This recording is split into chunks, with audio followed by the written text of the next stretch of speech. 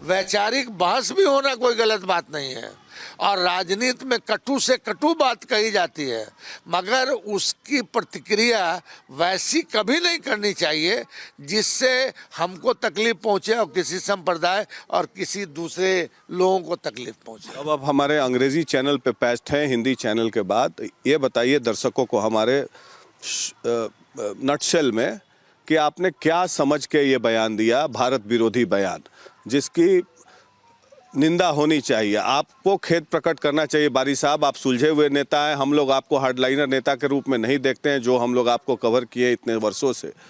देखिए, भारत विरोधी होने का तो हम सपना भी देख नहीं सकते हैं।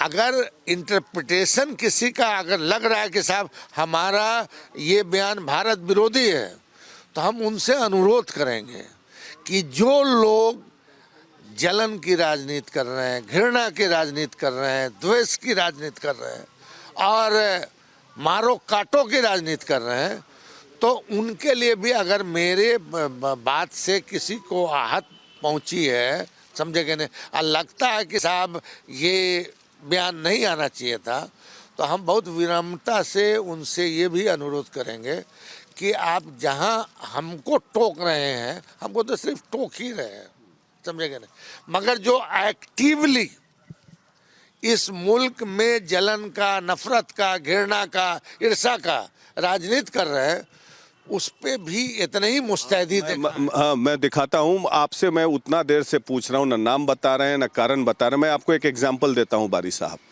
अभी आप लाइव हैं दुमका में और सीमांचल बेल्ट में, मुस्लिम बहुल इलाकों में कई ऐसे स्कूल हैं। भारत एक आपने बोला सॉवरेन स्टेट होना चाहिए, सॉवरेन सेकुलर स्टेट। तो जब इसी देश में मुस्लिम पॉपुलेशन की बहुतायत हो जाती है कुछ इलाके में, वहाँ पर स्कूल सबके लिए, हिंदू मुस्लिम सबके लिए है, और कोई ये नहीं बताया गया है कि उर्दू स्कूल होना चाहिए, लेकिन वहाँ उर्दू स्कूल की परंपरा चलाई जाती है। रविवार को स्कूल होता है, फ्राइडे को जुम्मे के नमाज के लिए छुट्टी। ये कैसी परंपरा है, ये बता दीजिए मुझे। तो क्या इससे घृणा का भाव पैदा नहीं होगा? फिर बता दे रहे हैं, जबकि वो उर्दू स्कूल डिमार्केटेड नहीं है। प्रकाश जी आप अच्छे पत्रकार हैं, जानकारी रखते हैं, विद्वान आदमी हैं, और भारत में ही माइनॉरिटी कम्युनिटी को कुछ स्पेशल सुविधाएं दी गई। उस स्पेशल सुविधा में ये माइनॉरिटी कैरेक्टर के स्कूल्स भी हैं, लेकिन वो स्कूल माइनॉरिटी नहीं है, ईयरमार्क नहीं है, ना दुमका में ना सीमांचल में, वो सब नॉर्मल स्कूल है। लेकिन चूंकि वहाँ मुस्लिम पॉपुलेशन की बहुतायत हो गई है, इसलिए जबरन वहाँ पर उर्दू स्कूल का नियम कानून का पालन किया जाता है, जिसका जांच बिहार सरकार ने भी किया, झारखंड सरकार ने भी किया। तो क्या आपको लगता है ये गलत नहीं है?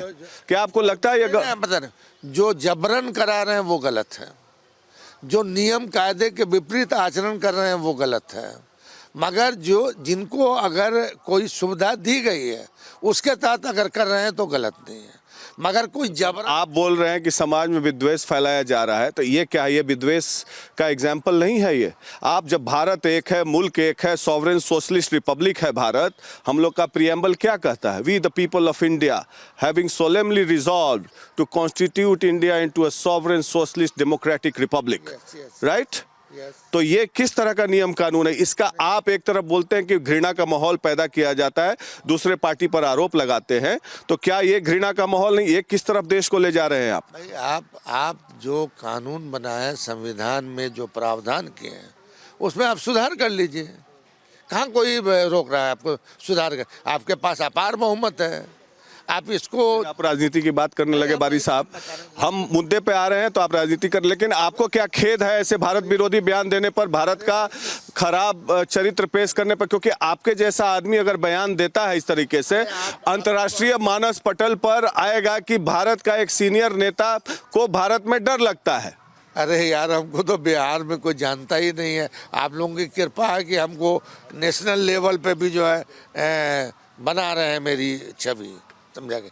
अब रही बात कि अरे भाई, यहाँ इस देश में परंपरा है, गुरुकुल की परंपरा है। है। नहीं, लेकिन आप इशारा कर रहे हैं काशी विश्वनाथ मंदिर का जो रेनोवेशन हुआ, उसमें दिक्कत क्या है आपको? काशी विश्वनाथ का रेनोवेशन हो गया तो क्या समस्या है? राम मंदिर बन गया तो क्या समस्या है? अब हम ये तो आपसे जान रहे हैं। मान लीजिए हिस्टोरिकल रॉन्ग को अगर सही किया जा रहा है 400 साल पुराना, तो इसमें दिक्कत क्या है? अरे भाई, अब हमको कहाँ दिक्कत है इसमें? हमको जहाँ मैं जिस भी धार्मिक स्थल पे लिखा रहता है कि साहब यहाँ फलाने अलाउ हैं तो नहीं जाते हैं, और जहाँ मैं नहीं लिखा हुआ है वहाँ जाते हैं श्रद्धा से और आदर करते हैं। हम जो है मैं मंदिर में भी मैं जहाँ जाना होता है अपने दोस्तों के साथ जाते हैं। लेकिन आप बता नहीं रहे, आपको डर क्यों लगता है? आखिरी बार मैं पूछ रहा हूं, आपको डर क्यों लगता है? भारत में आप बच्चों को क्यों बोल रहे हैं कि विदेशी नागरिकता ले लो, रहना हो तो वहीं सेटल कर जाओ? ये क्यों बोल रहे हैं? हम तो बहस चलाया, हमने बहस चलाया, और यह बात मैं फिर अभी कह रहा हूँ कि घृणा की, द्वेष की, जलन की, नफरत की राजनीति कभी भी एकता के लिए और देश की मजबूती के लिए ठीक नहीं होता। यही आरोप आप पर भी लग सकता है कि आप मदरसा का आप तो लगाइए ना, हम कहाँ कर रहे हैं? इस पे बहस कराइए ना। हम कह रहे हैं इस पे आप बहस कराइए। आप दारुल देवबंद को बंद करने के चक्कर में हैं, आप नदवा को बंद करने के चक्कर नहीं, अभी जैसे पीएफआई पर रेड हुआ बारी साहब, मैं फिर आपको एग्जांपल देता हूं। पीएफआई पर रेड हुआ, मैं जिस जिले से आता हूं पूर्वी चंपारण से, ढाका एक जगह है, आप कई बार गए भी होंगे वहां पर एक अल कायदा से जुड़ा हुआ व्यक्ति जो है मदरसे से मिला, चंदन बारा। आप जानते होंगे चंदन बारा, आप गए होंगे वहां पे, मेरे ही जिले में है, मेरा गृह जिला है वो पूर्वी चंपारण। चंदन बारा से एक अल कायदा का टेररिस्ट मिलता है जो कि उसका नेटवर्क मतलब कि दुबई, कतर, बांग्लादेश और कई 11 मुल्कों के साथ उसके लिंक्स थे।